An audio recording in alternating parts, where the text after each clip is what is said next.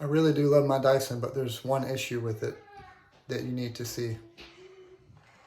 Here's a quick Dyson trick for those of you that have messy houses with kids and animals. You can see this Dyson V10 gets stuff in it. Sometimes it's much worse. You can take this side piece off here,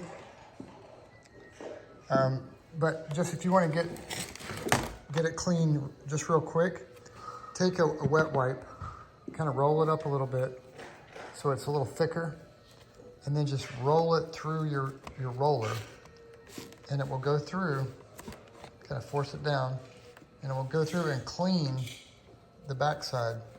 Otherwise, you got to take this thing out, and it's kind of a pain. But that's just one way I found to clean this, and just keep running it through, and then switch out your wet wipes. But that will get your roller much cleaner. Daddy. Yes, honey. All right, thank you for watching, and please subscribe. That's just a quick cleaning tip for your Dyson V10.